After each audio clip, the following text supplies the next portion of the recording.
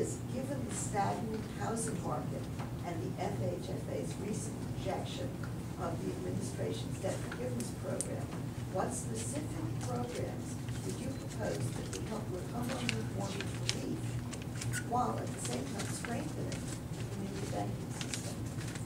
Well, there's a couple things in it. First and foremost, the debt forgiveness program's elimination is just a tragedy. This is one of those things that's really something that's aimed at helping homeowners stay above water. And they were, there was so much proprietary, predatory lending that was going on and attacking folks. And now we're in this terrible recession. We need to keep the bottom from continuing to bottom out. And there was a program that would have been successful before it now doesn't exist. So I would fight for similar legislation to try to continue to help people who find themselves underwater. One of the other things, though, that is brought up there is the moving away from a community banking system. In fact, I was just experiencing this week. I did one business walking into a community bank and one walking into a major bank, and the service is just entirely different from the community bank that I went into in Waterbury.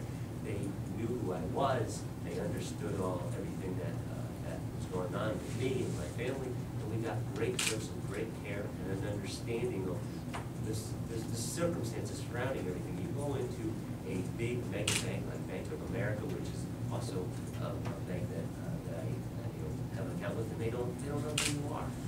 And even if they do know who you are and they want to try to help you, they have to keep going to the corporate office, and the corporate office has to go to another corporate office. And when you're a homeowner who is trying to figure out how can I make right, how can I make my payments, how can I get out of this mess, if it's dealing with someone who's in New York or some mega bank out of Delaware, you're not going to be able to get that understanding, and they're going to continue to get drowned out. So we need to really encourage to move back to the community banking system so that we have partners in our towns and in our cities helping us when times get tough. The other thing is, we got to get the big banks out there to start lending out some of the money they have. They're sitting on $2 trillion, $2 trillion in profits, and they're not helping people who are just trying to make their mortgage payments and take another one.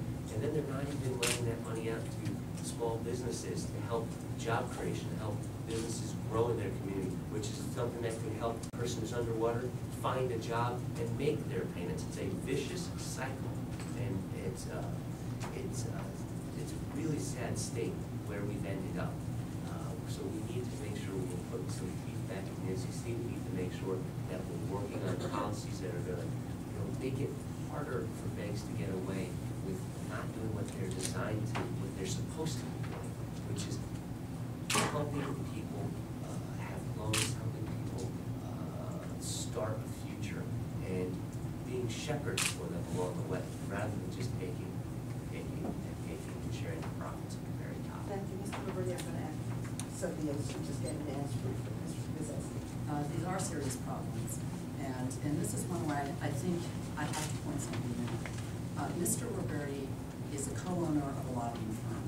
Citibank, Citicorp is one of his clients. Citicorp is one of the banks that was responsible for the mess we are in with our mortgage crisis. And Mr. Roberti, who has no work history in this state, who has no service history in this state, has launched a super PAC in this state dedicated to buying in a seat in Congress, attacking me and Mr. Donovan, something we have never seen before.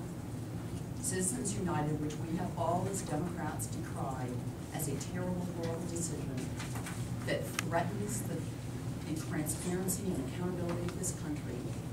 Mr. Roberti, I'm sorry, I don't see how you can stand here and tell the people of Northwest Connecticut, place I've lived and invested in my family and my community for 18 years, how you, as a co-owner of a lobbying firm with Citicorp as your client of that firm, can assure us that we should trust you to stand up for community banks, that we should trust you to stand up and do what's right for Northwest Connecticut. I'm sorry, I find that hard to believe.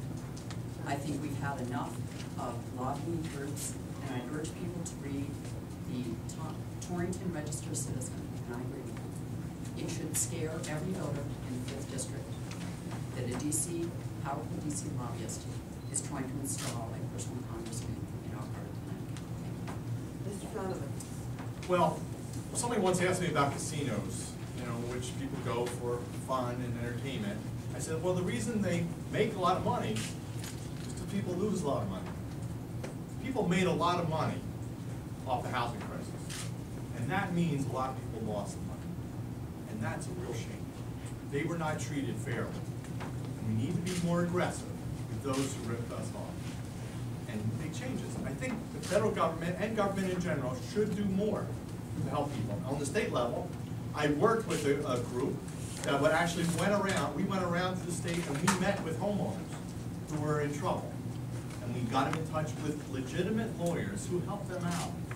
And they were able to mediate, in many cases, their arrangements and stayed in their house.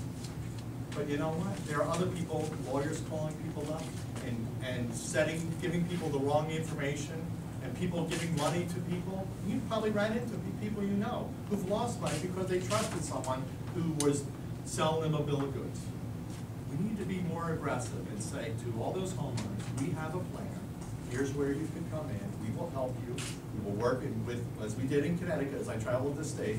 Here's the mediation. Here are the lawyers you can trust. Here's the banks that you can work with.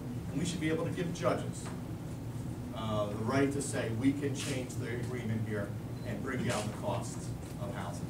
We need to do it in a systematic way. This is a real crisis in our country.